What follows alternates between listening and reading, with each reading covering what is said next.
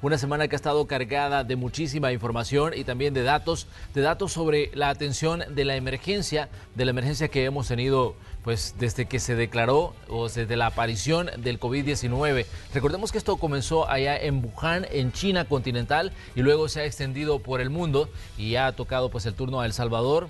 Desde hace unos días hemos visto cómo han ido evolucionando las cifras de personas infectadas. Anoche pues se comunicaba oficialmente una situación que debe ponernos a todos en alerta. El primer caso registrado en la zona de La Libertad, específicamente en Lourdes, municipio de Colón. Esto es importante porque a partir de ahí pues se da un contacto a nivel local. El mismo presidente de la República decía a través de las redes sociales que están rastreando los rastros epidemiológicos o las personas con las que pudo haber tenido contacto esta persona que ahora ya está siendo atendida por el personal médico. Además, hay otras situaciones que han estado en las agendas en estos días, como por ejemplo la entrega de los $300 a las familias vulnerables. De hecho, ayer se daba un dato donde ya pues alcanzaba el 500.000 de personas a las que se les ha entregado esos fondos.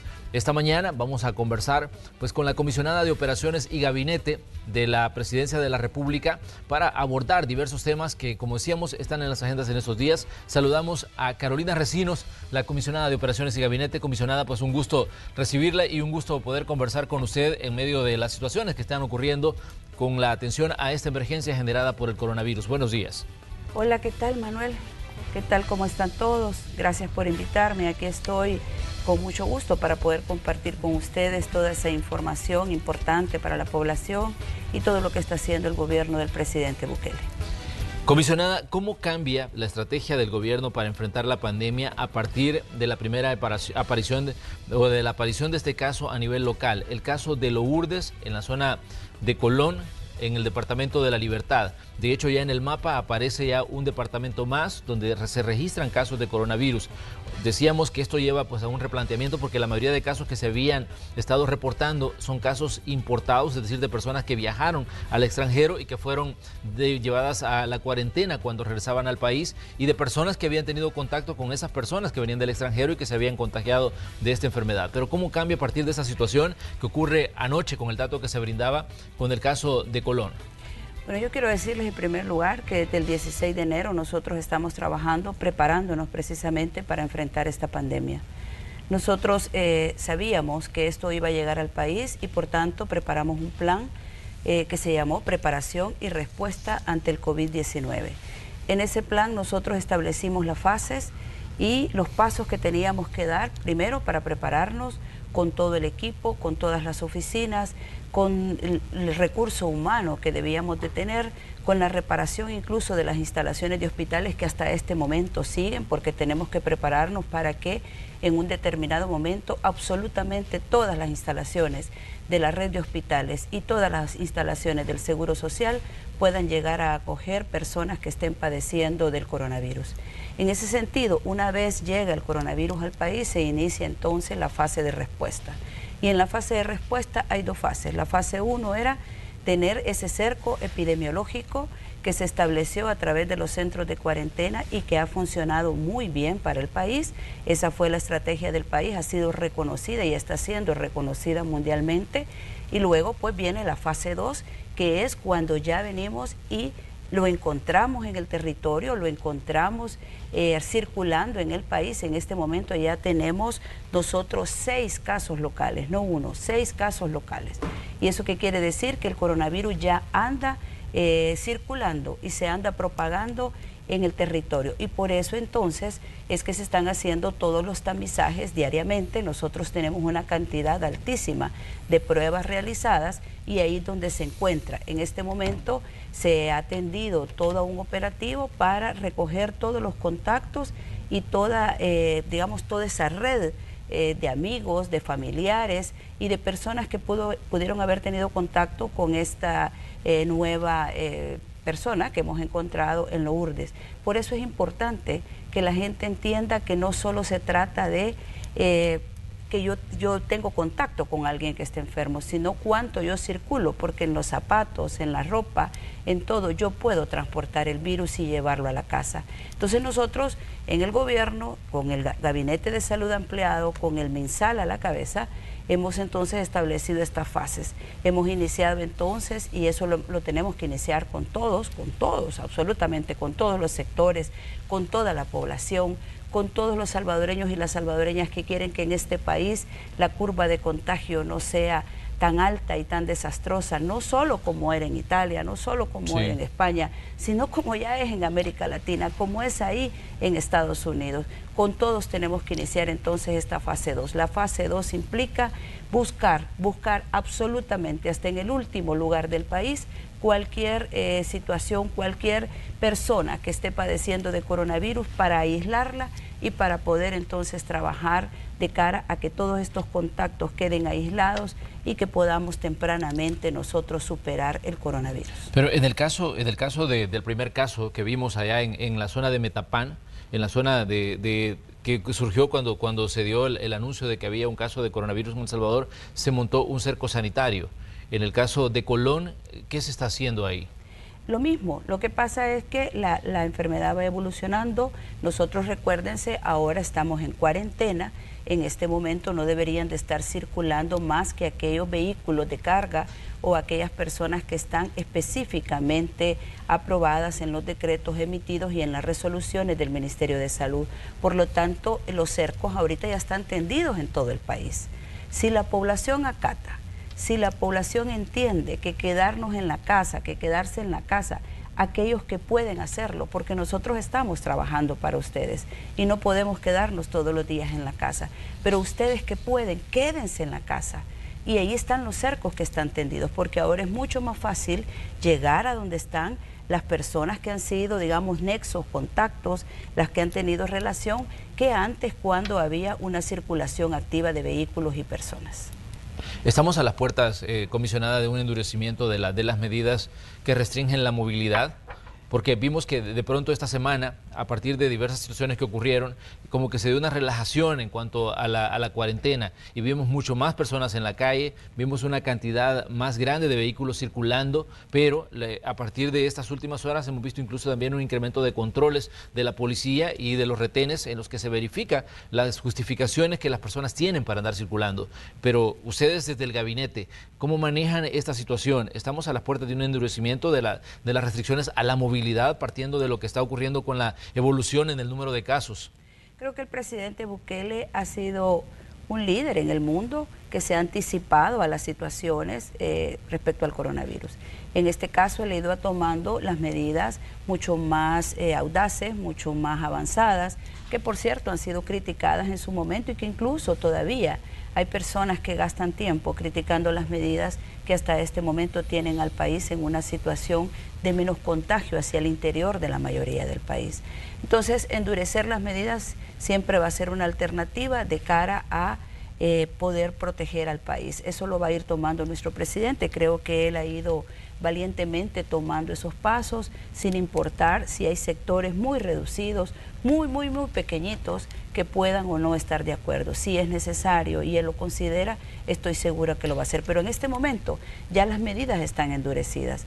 Lo que necesitamos es conciencia, lo que necesitamos es solidaridad. Fíjense que una lección enorme que nos deja el coronavirus a todos es que no se trata si yo estoy enfermo, no se trata si tú estás enfermo. Se trata de que si tú estás enfermo me puedes contagiar a mí, por lo tanto yo te tengo que cuidar a ti. Yo tengo que cuidarlos a ustedes, ustedes tienen que cuidarnos a nosotros, porque solo de esa manera se puede detener el contagio del coronavirus.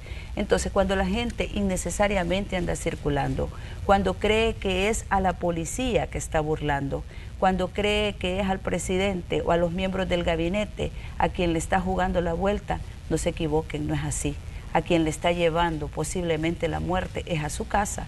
Entonces todos tenemos que tomar conciencia, todos tenemos que saber protegernos, todos tenemos que saber conducirnos y aplicar las medidas que está planteando el gobierno, porque es la única y absolutamente la única manera de detener el contagio y que se propague el coronavirus a un dato y a una situación que ya sea incontrolable y que entonces, como en países de América del Sur, que es una lástima, que es desgarrador ver esas situaciones, tengamos que recoger a nuestros familiares muertos en la calle. Comisionada, ¿qué dice usted sobre la atención que están brindando en los centros de contención? Sabemos que son más de 90 centros los que han habilitado en todo el país y que, bueno, ha habido una cantidad de quejas. Me imagino que ustedes como gabinete ya habrán escuchado todo lo que se ha dicho de los centros de contención, pero ¿qué dicen ustedes sobre el manejo de esos centros y si se va a habilitar más? De hecho, hoy amanecíamos con la información de una protesta que tuvo lugar en el municipio de Soyapango, donde la gente decía, miren, no queremos que nos pongan un centro de contención aquí, cuando el mismo presidente de la República aclaró anoche mismo de que no se estaba pensando habilitar ese centro ahí en el municipio de Soyapango. Pero, ¿qué dicen ustedes sobre el manejo que se está haciendo de los centros de contención, partiendo, digamos, de muchas situaciones que han ocurrido en las últimas horas, como el caso de esta persona que murió aquí en Antiguo Cuscatlán y que incluso ayer el Procurador de Derechos Humanos acompañaba a la familia y dando datos y haciendo reclamos al gobierno por la situación que había ocurrido con este ciudadano? Bueno, miren, son 97 centros de contención los que nosotros tenemos hasta este momento y van a seguir creciendo porque nosotros no le vamos a cerrar las puertas a los salvadoreños que puedan llegar hacia su país, que es nuestro país. Entonces, esto puede elevarse. Hasta este momento tenemos 4.626 personas en situación de contención. Nadie quería eso. Absolutamente nadie previó que una u otra persona quedaran dentro de los centros de contención. Esto lo decidió la vida. El coronavirus nos vino de afuera hacia adentro. Nosotros no lo trajimos ni lo fuimos a buscar. Está en el mundo y entró al país. Entonces, por lo tanto, dentro de las estrategias que el Gabinete de Salud Ampliado, bajo el liderazgo del presidente Bukele, determinó, era que había que crear estos centros de contención para evitar cualquier contagio, sobre todo cuando el estallido del coronavirus en Europa y ya en Estados Unidos era una realidad, y tal y como lo ha previsto y lo ha planteado siempre el presidente Bukele, todas sus palabras lamentablemente se han ido cumpliendo en este caso, porque los números que vemos en Europa o los números que vemos en Estados Unidos todavía son superiores a lo que él ha planteado. Entonces, en estos centros de contención se ha tratado cada vez más de mejorar las condiciones. Creo que en ninguna parte del mundo, ni a los sospechosos, ni a los ya determinados positivos, ni a las personas que vienen de países donde ha circulado activamente el coronavirus, y estoy hablando de lugares como Panamá, estoy hablando de Guatemala, estoy hablando de México, sí, donde tardíamente en algunos casos, no en todos estos países, pero sí en varios de estos países se tomaron las medidas. Entonces hemos ido tomando que cada vez estén mejor. Miren, se trabaja arduamente. Ayer en la noche con el equipo mirábamos todas las acciones que se hacen todos los días para cumplir con 3 tiempos de comida, con dietas especiales para aquellos que tienen diabetes o aquellos que tienen hipertensión. Probablemente no lo logremos cumplir al 100% todos los días, pero hay más de 200.000 personas trabajando para que esta emergencia tenga buen fin, y dentro de ese grupo de personas están las que atienden los centros de cuarentena. Realmente no es un paseo. Nadie está de vacaciones dentro de un centro de cuarentena. Nadie puede estar feliz, a menos pues que no quiera a su familia o que no tenga pues arraigo en una situación. Pero yo creo que la inmensa mayoría de la gente no va a estar saltando de felicidad en un centro de cuarentena. Pero tienen que seguir esta cuarentena. Esa es la estrategia que el país determinó para que la inmensa mayoría de la población estuviese en mejores condiciones para poder enfrentar el coronavirus.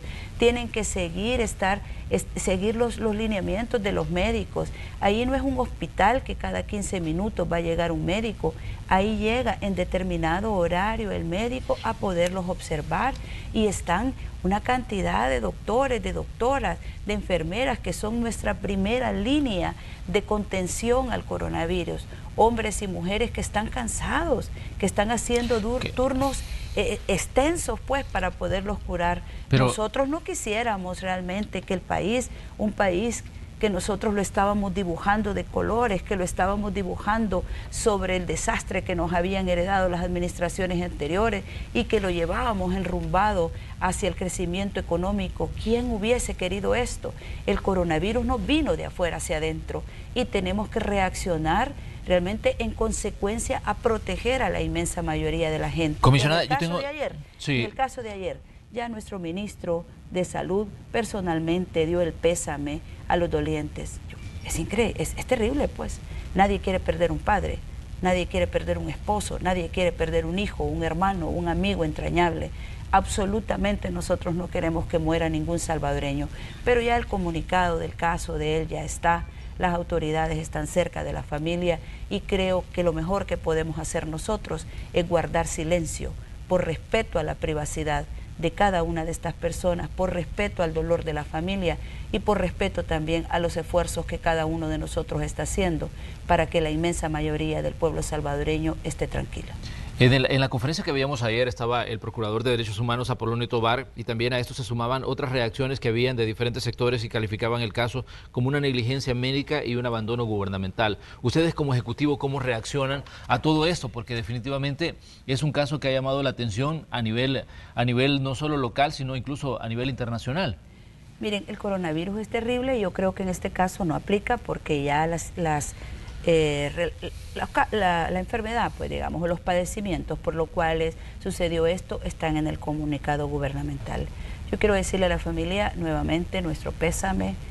Sabemos que no es fácil esta situación, el país mismo está sumido en una situación terrible, tú mismo lo decías hace un momento. Fíjate, nadie estaba montando un centro de contención, nadie, absolutamente nadie estaba montando, porque en todo caso nosotros no solo tenemos centros de contención, sino que están lugares donde llegan los repatriados. Entonces, imagínate cómo se levanta un grupo de personas. ¿A dónde vamos a llevar a los salvadoreños? ¿A dónde vamos a proteger a los salvadoreños? ¿Cuál es el rasgo de solidaridad que debe de tener este pueblo para consigo mismo?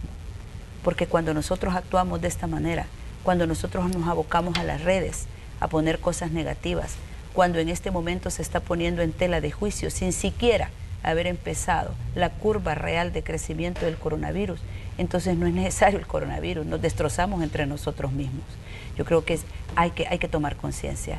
Esta es una situación grave, esta es una situación que no tiene cura hoy por hoy y que lo único que tenemos que hacer es ser solidarios entre nosotros, acompañar las medidas y si hay algo que corregir, entonces para eso están las instituciones, pero no nos anticipemos a acusar cuando las cosas están en un camino y en una línea totalmente de riesgo.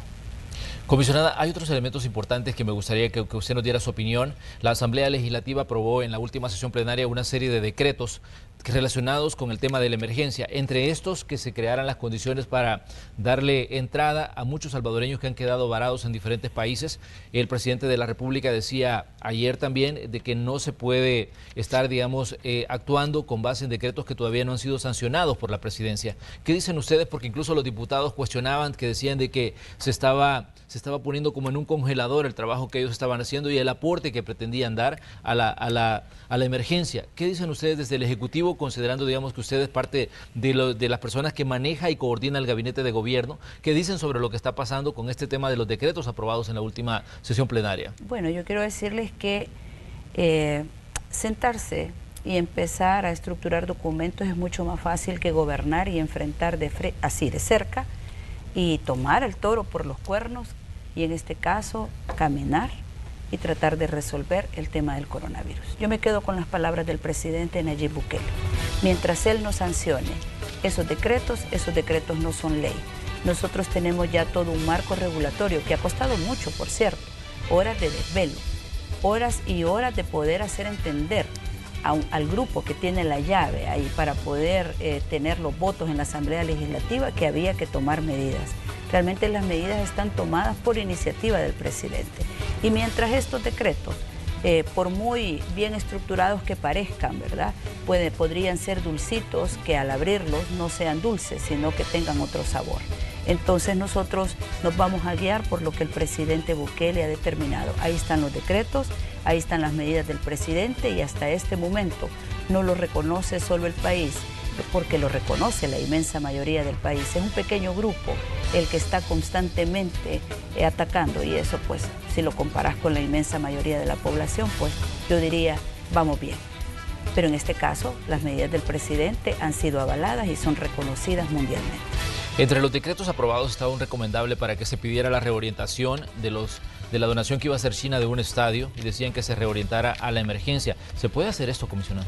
Bueno, como te digo, los decretos esos traen una cantidad de texto. Es el presidente quien lo va a ver. El país, ojalá salgamos pronto de esto y retomemos ese camino próspero que se le está impregnando desde la administración Bukele. Quedémonos con lo que tenemos aquí, que los diputados realmente, si quieren apoyar, que acompañen estas medidas, que realmente acompañen a la población y que no nos pongamos en una posición adversa, ni mucho menos de intereses electoreros, cuando el país lo que necesita es unidad, solidaridad. Creo que todos los líderes del mundo, todos los líderes religiosos, todos los gobernantes, todas las poblaciones del mundo están clamando y están clamando por salud, están clamando porque el coronavirus se termine. El país no está exento de eso. Ya tenemos nosotros 46 casos, 6 casos locales. Tenemos hombres y mujeres valiosos de este país que están ya contaminados por eso. Oremos todos, hagamos realmente un momentito de lado los enfrentamientos y seamos un solo puño contra algo que no lo trajo el gobierno, vino de afuera hacia adentro. Vamos a hacer una pequeña pausa comercial, pero cuando regresemos vamos a conversar con la comisionada también sobre la entrega del beneficio a la familia vulnerable, los $300. Vamos a ver cómo está evolucionando esto y también se va a unir a nuestra conversación Vladimir Handal, el secretario de Innovación de la Presidencia de la República, para saber cómo esta dependencia también se está sumando a la atención de la emergencia. Regresamos enseguida, somos Noticiero Hechos AM y este es el espacio de la entrevista. Regresamos.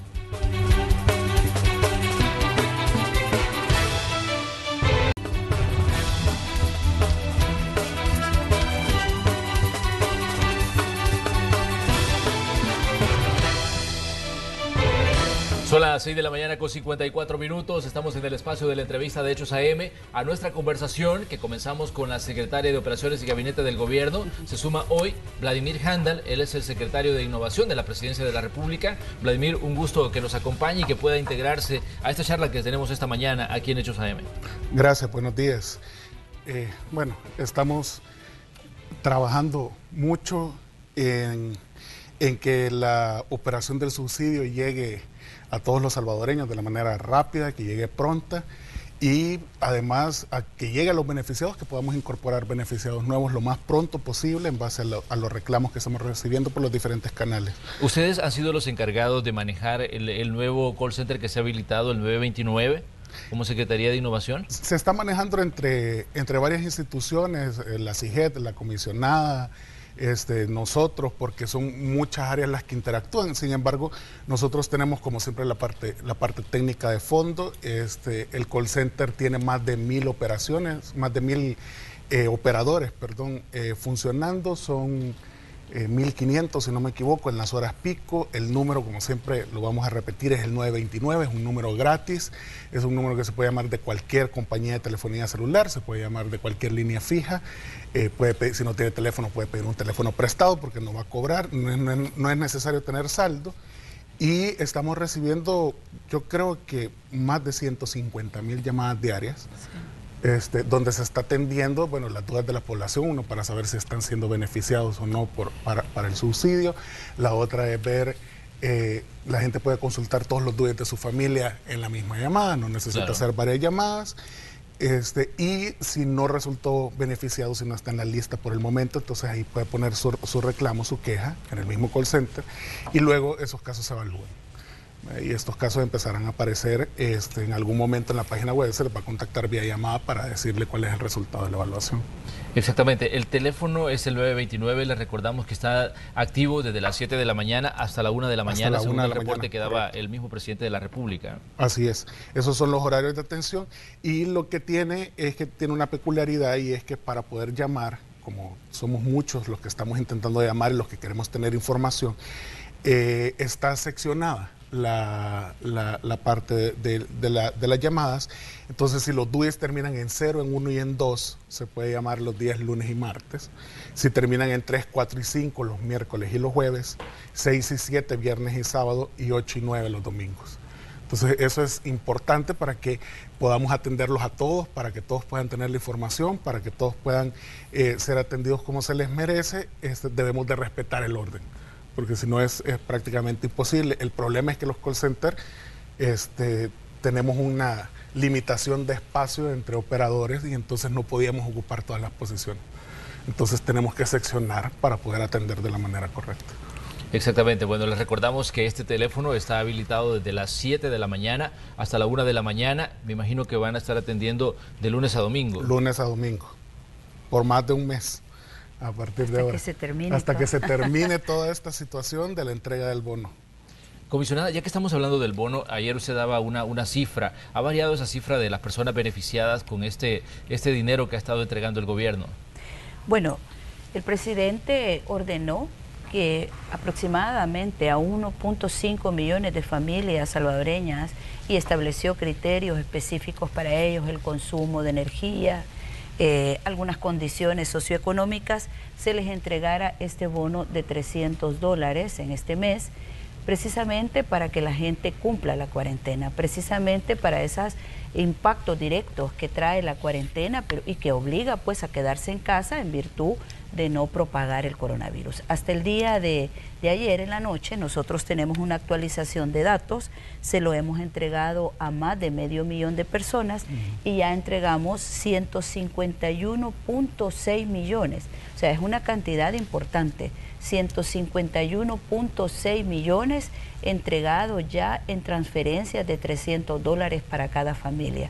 Como bien decía nuestro secretario de Innovación y Tecnología, nosotros estamos ajustando permanentemente, sabemos que hay personas que siguen poniendo reclamos, para eso está la página web, para eso también está el call center a través del cual pueden entrar y ahí mismo les van a tomar sus datos, digamos, de reclamos en el caso que consideren que deberían de estar ahí. Pero los criterios están bien establecidos, todos los técnicos están depurando diariamente y todas las personas que tengan derecho, que cumplan con los criterios y que puedan demostrar realmente a través de su recibo de luz, ya sea de una compañía o de otra, y se les revise el caso, también el mismo call center va a estar haciendo llegar un mensaje escrito o una llamada para poderle indicar si su caso ha sido avalado o, si no, por qué razones no debería de tener ese subsidio. Pero es importante entonces decir que el gobierno está cumpliendo, que no es necesario aglomerarse, que hay una página, que hay un call center, que evidentemente nosotros estamos entregando el subsidio de $300. Haber entregado en estos días 151.6 más lo que se va a entregar ahora, mañana, pasado mañana, indica que cuando el presidente da una orden se cumple. Se han entregado entonces a más de 500,000, a más de 500,000 de salvadoreños y salvadoreñas, familias que están directamente afectadas por el coronavirus, el subsidio de los $300 para que la cuarentena pueda ser ejecutada y pueda ser implementada como debe de ser y evitar que el país caiga en esos cuadros espantosos de muertos en la calle. Comisionada, ¿de qué va a depender de que se amplíe el beneficio a las personas que han dicho, miren, a mí no me ha tocado o no aparecí en el listado y tengo que digamos, argumentar y darle los fundamentos para decir yo necesito ese dinero y bueno, voy a dar los elementos de por qué necesito ese dinero? Digamos, ¿qué capacidad de maniobra tiene el gobierno para incluir a más personas en este beneficio? Bueno, nosotros tenemos un margen económico de hasta 450 millones, ¿verdad? Entonces, creo que podemos incluir muchos de los casos que están siendo reclamados. Para eso están los criterios, ya lo decía yo anteriormente, nosotros no podemos decir que se le va a dar absolutamente a todos los hogares del país, pero aspiramos realmente a que al menos el 75% de esos hogares que tienen esa afectación directa puedan ser beneficiados con esto. Ahí está la masa de 450 millones, ya entregamos 151.6 millones, o sea, no estamos ni siquiera descansando en esto, sino que inmediatamente se ha logrado hacer y no es necesario que hagan aglomeraciones, que por cierto, solo fue el primer día, lamento que hayan algunos que hayan querido utilizar esta situación. Ahí lo que se demostró ese día son dos cosas. Uno, que todavía realmente hace falta avanzar para que a la gente sencilla no se le manipule, y segundo, que heredamos como país y como gobierno una pobreza increíble, que es sobre la que nosotros vamos a trabajar.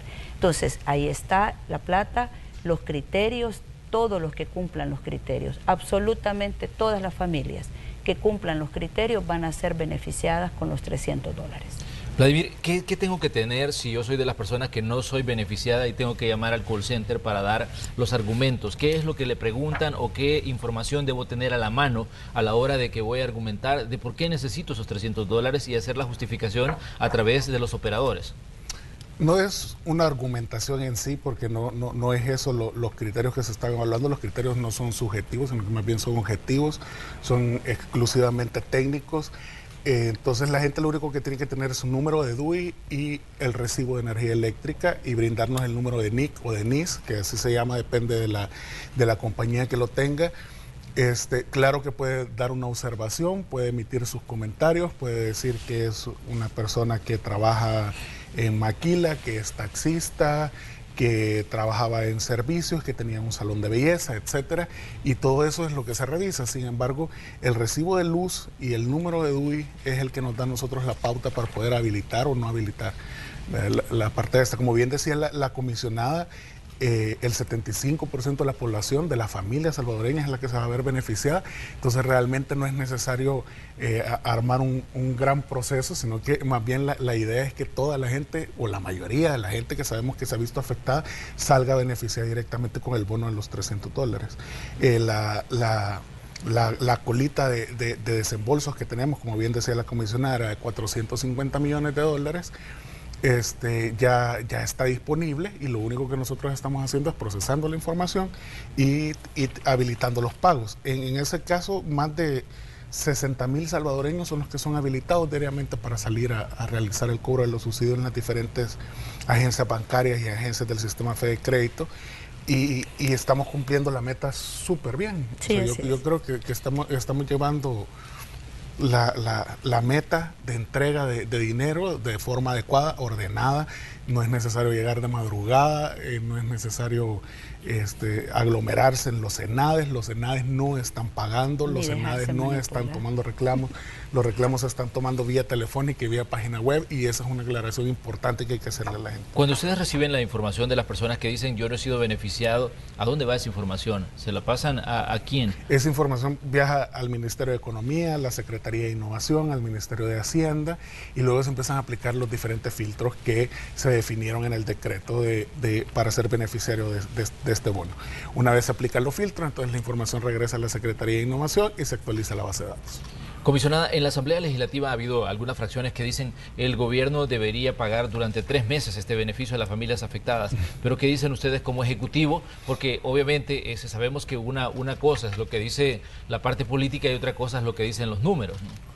Mire, a mí me parece que hay que actuar ahorita sobre las medidas que el gobierno ha tomado. El presidente ha tomado medidas muy justas.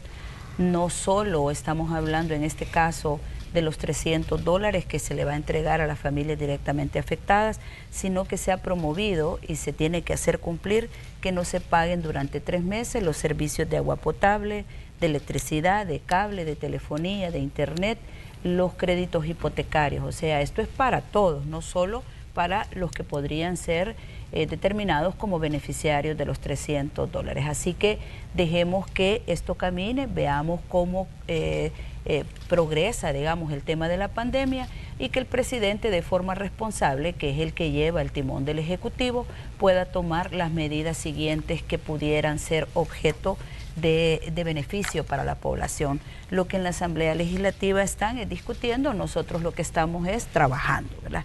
Ahora, quiero decirles incluso que ayer el presidente hizo un llamado enérgico a los bancos, porque ese bono, ese subsidio de $300 no puede ser objeto de ningún descuento de seguro, de ningún descuento de tarjeta, de ningún descuento de deudas anteriores.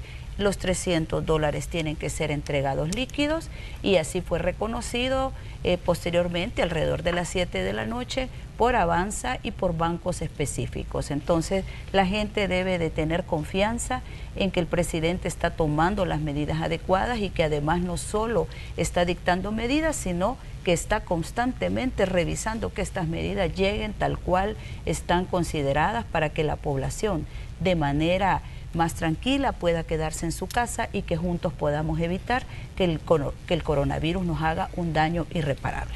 pero ¿tiene capacidad o no el gobierno de pagar más allá de lo que se está entregando actualmente?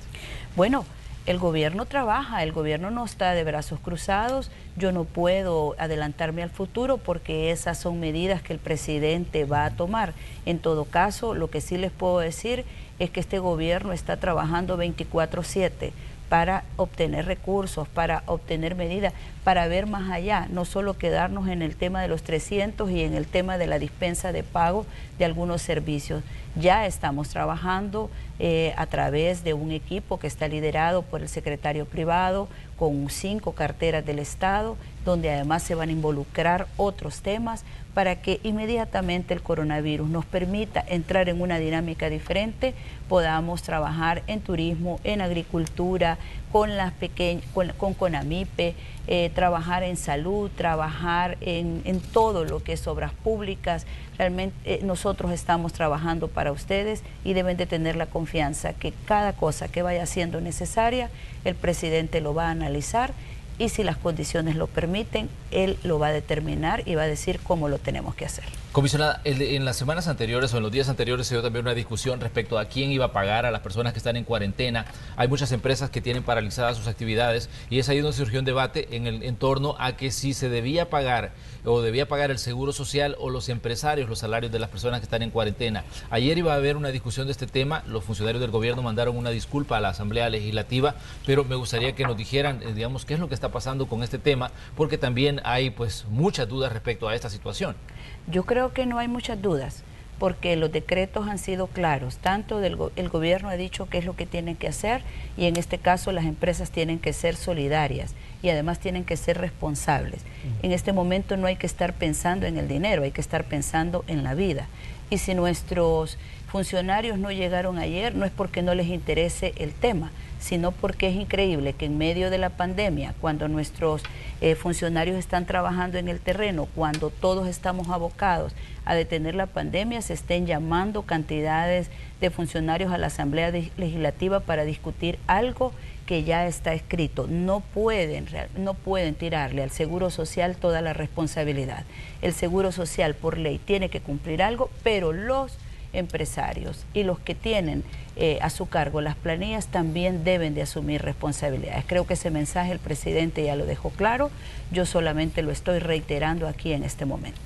¿Considera usted que se podría llevar a una quiebra al Seguro Social? Porque eso fue lo que dijo incluso la directora en el momento que se dio este debate y dijo, bueno, eso podría significar la quiebra de una de las instituciones que atiende a muchas personas en medio de una emergencia. Por supuesto que llevaría a la quiebra. Y lo saben los empresarios, lo saben los empleadores.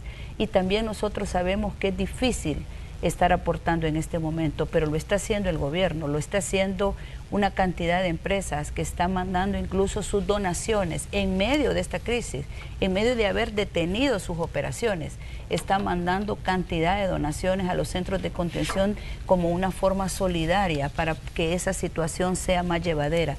Entonces lo que hay que hacer y lo que yo pediría en este caso es que todos tomemos la misma actitud, todos tenemos que poner de sí mismos.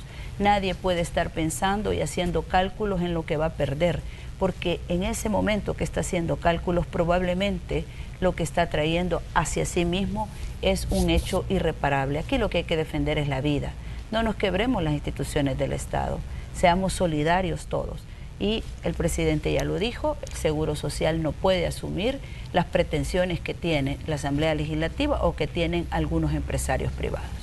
Vladimir, hay preguntas respecto al tema de lo de la atención que está dando el call center del 929. Estamos a las puertas de un periodo de vacaciones. Ustedes como, digamos, como encargados de manejar todas las operaciones de este call center, ¿van a continuar trabajando incluso durante el periodo feriado? Porque recordemos que las semanas antes del 5 al 12 de abril. Sí, correcto. En este caso el gobierno se encuentra trabajando en emergencia, entonces no hay vacaciones, no hay periodo vacacional.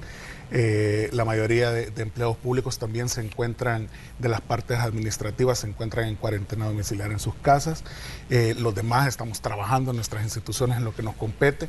Tanto el call center como los bancos no van a dejar de trabajar todos los días de la Semana Santa, incluyendo Viernes Santo, incluyendo sábado y domingo. O sea, todos los bancos que están entregando el bono, así como los bancos del Estado, Banco Hipotecario, Banco de Fomento Agropecuario, Sistema Fede Crédito, van a estar abiertos de aquí sin parar hasta el lunes 13 de abril. que se termine de pagar la primera parte del bono, que son los primeros beneficiados. Pero me imagino que los bancos van a habilitar sus ventanillas para el pago exclusivamente de Es eso. correcto, fines de semana y días vacacionales, los bancos únicamente van a atender la parte de atención de pago del bono, no van a atender a sus clientes de manera tradicional para abrir una cuenta o ese tipo de cosas no se va a poder hacer, pero sí el cobro del bono va en directo de aquí hasta el lunes 13 de abril. Eso lo confirmamos justamente ayer con los bancos y con las instituciones del sistema financiero, incluyendo los bancos del Estado. Es que ayer habían preguntas respecto a este tema, porque algunas personas que llamaban y preguntaban por el 929 y decían, mire, pero estamos a las puertas de una vacación, entonces tenemos dudas si nos van a continuar atendiendo o si tenemos que ir a hacer la cola antes, porque estamos con el temor de que el banco cierre y nos deje pues sin este beneficio que obviamente pues a muchas familias les surge no tenerlo. Precisamente antes hablaba de las aglomeraciones, o sea, tienen que ir el día que a partir del día que se les indica en la página web o el call center, el día que les dice usted le toca tal día, a partir de ese día pueden ir, no pueden ir antes, no pueden ir un día antes, no pueden ir, o sea, pueden ir días después, pero no días antes, y tienen toda la vacación de Semana Santa, o sea, garantizamos que los bancos van a estar abiertos, que los bancos van a estar trabajando toda la semana, fines de semana, y el call center también va a estar habilitado. Comisionada, estamos en medio de una emergencia que sabíamos desde hace mucho tiempo que esto obviamente iba a tener un impacto en la economía. De hecho, el Fondo Monetario Internacional ha digamos, replanteado todo el crecimiento de la economía global a raíz de la emergencia. En el caso de El Salvador sabemos que la situación es igual, pero ¿qué responde usted a los sectores empresariales que dicen la economía no va a aguantar estar paralizada tanto tiempo? Y de hecho hay unos que abogan y dicen es necesario comenzar a habilitar todo el funcionamiento de la economía de forma gradual, pero obviamente en El Salvador todavía estamos en medio de la emergencia y el número de casos a diario pues está incrementando. ¿Qué dicen ustedes? Porque seguramente a ustedes les piden respuestas sobre estas situaciones. Sí. Miren, yo sé que es difícil. Yo sé que es difícil para todos, para la gente sencilla, sobre todo para ellos, que tienen que ganarse día a día el sustento de sus familias. Debería de ser menos difíciles para algunos empresarios que tienen ya acumulado un capital, ¿verdad? Y que en este momento lo que tienen que plantear es solidaridad para con el país y para con ellos mismos y su familia. El coronavirus es lo más democrático que yo he conocido. El coronavirus no ataca a las personas sencillas, ataca a gobernantes, ataca a gente de mucho dinero. Bueno, lamentablemente, en el conteo de las personas que se van contaminando, ya tenemos gente muy famosa. O sea, esto quiere decir que todos debemos de poner de sí mismos. Y que si la economía se va a afectar, por supuesto que se va a afectar. En el mundo estamos viendo las afectaciones que están teniendo economías sólidas, economías realmente sostenibles, ya no digamos la de nosotros, pero en este momento no hagamos esos números. Salgamos de esta situación, salgamos del coronavirus, aportemos a que el país aplane esa curva de crecimiento. Si recién estamos encontrando casos en el territorio, eso quiere decir que tenemos que combatir con mucho más fuerza, encontrar los contactos, encontrar dónde está la propagación del virus para que esta situación no se nos propague como en países que tenemos aquí cerca. No estoy hablando ni siquiera al otro lado del mundo. Entonces, no estemos hablando ahorita de abrir comercios, no estemos hablando ahorita de abrir industria. Todos quisiéramos que el país regresara a la normalidad, pero antes de estar pensando en eso, pensemos en quién de nuestra familia puede morir. ¿A quién quisiéramos despedir? A nadie, absolutamente a nadie. Entonces debemos de ser responsables y poner en prioridad la vida. Con eso no se juega, con la vida no se juega. Y que la economía va a quedar impactada y que quizás va a ser peor que la última crisis, eso es muy probable, pero estamos juntos y juntos lo vamos a sacar adelante. Estoy segura que si ponemos la solidaridad, que si ponemos en primicia, ponemos así prioridad la vida de nuestras familias, la vida de nuestros hermanos, la vida de nuestra comunidad, la vida de nuestro país, entonces vamos a salir pronto. Y pronto entonces vamos a reiniciar ese camino de progreso económico, de crecimiento económico que está ahí esperándonos, pero que en este momento no podemos discutir eso. Sí va a quedar afectado, lo vamos a ver en su momento. Para eso el presidente pidió, no 2.000, pidió que se le concedieran 5.000 millones para poder reactivar a la vuelta de que esto termine la economía. No, ¿verdad? La Asamblea Legislativa dijo 2.000. Bueno, entonces con eso vamos a trabajar. Ahí hay un monto que ya nuestros ministros están buscando. Ayer estábamos hablando con el ministro de Hacienda, también platicábamos con el presidente, todo lo que estamos gestionando ya vienen buenas noticias, pero en este momento salgamos adelante del coronavirus y no estemos proponiendo cosas que en el fondo lo que van a traer es muerte para el país. Algunos empresarios hablan de que esto va a impactar obviamente en la generación de puestos de trabajo y decían que se te va a tener que recortar en muchos casos las planillas. ¿Qué decirle a los trabajadores que están en cuarentena y que están con esa incertidumbre de que cuando esto pase o cuando esto se apacigüe puedan encontrarse con que ya no tienen empleo? Yo les diría que en primer lugar guarden la vida y que nos pongamos tranquilos. Tienen un presidente que toma medidas para el beneficio de las mayorías. Ustedes lo han visto, no ha permitido que les toquen el bono. Es uno de los pocos países que ha dicho entréguese este bono a las familias directamente afectadas, no se le cobre por 3 meses el agua, la luz, la telefonía. Este no es el momento de estar pensando en si voy o no voy a hacer. El presidente va a tomar las medidas, esto es lo que hay que hacer en este momento, salvemos la vida. No estemos haciendo números, no estemos haciendo cálculos. Los empresarios de este país, la inmensa mayoría, estoy segura, van a tomar la actitud correcta. Un pequeño grupo que piensa en números también va a tener que sumarse, porque este es el país de todos. Y en este país, en este El Salvador, en este momento, lo que estamos protegiendo es la vida. Luego entonces discutamos. El presidente no está lanzando al desempleo a la gente. En todo caso, quienes están hablando de eso son algunos empresarios. Dejemos que esto pase y entonces hablemos de cómo vamos a recuperar la economía, y para eso está ahí ese fondo de 2.000 millones y todos los recursos adicionales que podamos encontrar para recuperar económicamente el país. Esta semana también se planteaba de que de los 2.000 millones se le van a dar 600 millones a las alcaldías. Se planteaba también algunas propuestas de cómo se van a distribuir esos fondos. ¿Ustedes qué dicen desde el Ejecutivo considerando que esos fondos van a ir directamente para las alcaldías? Sabemos que muchas municipalidades tienen poco margen de maniobra para planificar. Sabemos que algunas sobreviven de los fondos FODES que les entregan directamente del presupuesto. ¿Qué decir ante esta, digamos, responsabilidad que se les va a dar también a los alcaldes, comisionado? Mire, en primer lugar, nosotros no vamos a regalar 600 millones a nadie. Lo que van a ver son proyectos económicos y proyectos de infraestructura. Esos 600 millones, pues habrá que discutirlo, pero de forma anticipada, yo digo, no son para gasto corriente, no son para alimentar comandos electorales. Estamos hablando de proyectos de infraestructura, estamos hablando de proyectos de desarrollo, estamos hablando de proyectos productivos, estamos hablando de proyectos agrícolas.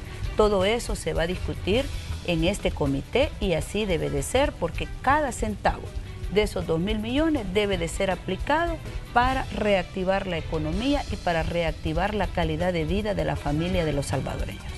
Vladimir, sabemos que ustedes como Secretaría de Innovación de la Presidencia de la República pues han tenido diferente participación en toda la emergencia. Ahora estábamos hablando de lo que han hecho con el teléfono que se ha habilitado para hablar de los bonos, pero ¿qué otros elementos tienen ustedes dentro de los proyectos que están ejecutando como parte de la atención a la emergencia desde la Secretaría de Innovación? Se está apoyando mucho al Ministerio de Educación con la parte de Google Classroom para poder habilitar la plataforma de Google para los contenidos para el millón y medio de estudiantes y pronto vamos a empezar ya la capacitación para los 55.000 profesores aproximados que tenemos para que poder ocupar la plataforma de Google en este momento que no se pueden impartir clases y que parece que las clases no van a regresar rápido. Aparte de eso, tenemos lo del internet de los centros de contención, tenemos el centro de llamadas, tenemos el mantenimiento de las páginas web, estamos trabajando en bots, se están imprimiendo caretas también para los médicos, para uso hospitalario, porque no están ya disponibles para la compra, están agotadas. Se está viendo aplicaciones y se están viendo aparte unos dispositivos hospitalarios que también vamos a llevar por medio de impresión 3D, puesto que están agotados en el mercado y que no son artículos precisamente de precisión. pero están las 3 direcciones de la Secretaría de Innovación, están trabajando completamente abocados a la ayuda interinstitucional que nos solicitan los demás ministerios y estamos trabajando directamente en esto. O sea, todos los proyectos están enfocados en el tema del COVID-19. Muy bien, comisionada, quisiera que cerráramos con esto. La ministra de Educación, Carla Ananía de Varela, decía hace unos días que se tenía prevista el reinicio de las clases el 23 de abril, pero en vista de lo que está ocurriendo, me imagino que esta continúa siendo para ustedes una fecha tentativa. Sí, así es. Yo creo que todo el gobierno y toda la población quiere regresar a la normalidad, pero la fecha de regreso va a estar determinada por la situación de la pandemia. Hay países que ya pasaron, digamos, una etapa crítica, que todavía nosotros no hemos llegado a esa etapa crítica, y ya están extendiendo, ¿verdad? Entonces, esperemos que sea pronto. Nosotros, de momento, hemos entregado ya 151.6 millones para que las familias se queden ahí en su casa. Sabemos que es mucho sacrificio quedarse, sabemos que mucha gente está ahorita pasando situaciones difíciles, sabemos que nadie quiere estar en esto, ni mucho menos el gobierno. Pero nosotros seguimos trabajando, tenemos un equipo que yo diría es un equipazo de médicos, de doctoras, de enfermeros, de PNC, de Fuerza Armada, de gente de la juventud, de la Secretaría de Innovación. Tenemos una cantidad de titulares trabajando 24/7 para que la emergencia sea mejor llevada entre la población y entre los que están en centro de cuarentenas, entre los que están en los hospitales. Estamos construyendo el mejor hospital para poder atender, y para aquellos que dicen, ¿y para qué lo quiero yo después de 2 meses? Es porque no están leyendo correctamente. La pandemia en este caso, no se va a detener inmediatamente. Vamos a necesitar muchísimas áreas en los hospitales, y para eso se están reparando todos los hospitales de la red y todos los hospitales que puedan tener cabida en el Seguro Social. Tengamos confianza, pidámosle a Dios. Estamos seguros que juntos podemos salir de esto. Seamos solidarios y cada paso que demos lo hagamos muy centrado en lo que estamos haciendo. Quedémonos en casa, quédense en casa. Si no tienen nada importante que hacer, si no es fundamental, si todavía tienen comida ahí en la casa, si todavía no es necesario salir, no salgan, quédense en casa. Muy bien, estamos llegando al final de la entrevista de Hechos AM correspondiente a este cierre de semana. Decíamos que, bueno, por el momento perdemos la noción del tiempo porque es viernes, pero parece que fuera cualquier otro día de la semana. Ahora ya no sabemos ni en qué día estamos. Pero muy bien, ahí agradecemos a la comisionada de Operaciones y Gabinete, Carolina Recinos, que nos ha atendido esta mañana para darnos pues información respecto al manejo de la información, respecto al manejo que se está haciendo de esta emergencia. Comisionada, gracias por estar aquí. Gracias a ustedes, para mí ha sido un placer poder compartir contigo, Manuel, también compartir con Vladimir Handal, nuestro secretario de Innovación y Tecnología. Quiero reiterarle a la población, estamos trabajando para ustedes. El presidente no duerme, está 24/7 viendo que se apliquen las medidas y que estas medidas justas lleguen íntegramente a nuestra población. Esperemos, tengamos fe, pidámosle a Dios. Esto es algo que no tiene cura en este momento y que lo único que puede evitar que El Salvador caiga en esas imágenes desgarradoras es que nos quedemos en casa. Muy bien, también agradecemos a Vladimir Handal, el secretario de Innovación, y le recordamos que él ha venido pues para darnos datos importantes sobre el manejo del 929. Van a seguir trabajando durante el periodo de vacaciones para darle información a las personas pues que están recibiendo el bono de los $300, y también para las personas que quieran digamos, presentar una petición para que se les entregue. Gracias, Vladimir, por estar aquí. Gracias. Como último llamado, solo recordarles, llamen al 929, está abierto desde las 7 de la mañana hasta la 1 de la madrugada. No vamos a cerrar en vacaciones, el sistema bancario no va a cerrar en vacaciones. No lleguen a los bancos los días antes al día que la página web o que en el call center le indiquen que debe llegar. Mantengamos el orden, mantengamos el espacio en las líneas de los bancos. No visiten los ENADES porque los ENADES no están haciendo pagos. Y recuerde siempre verificar la información o en el sitio web o en el 929. Recuerden que la llamada es gratis. Gracias, Vladimir, por estar acá. Gracias. Vamos a ir nosotros a una pausa comercial, pero le invitamos a que siga informándose con Noticiero Hecho. Vamos a tener más información en directo con nuestros equipos desde la ciudad, desde diferentes puntos del país, para que usted pues se entere qué está ocurriendo en este cierre de semana. Además, vamos a tener una actualización de lo que está pasando en diferentes puntos del planeta con esta emergencia que se está atendiendo, la pandemia de coronavirus, que está pues generando preocupación y que está afectando la economía a nivel global. Vamos a la pausa, regresamos.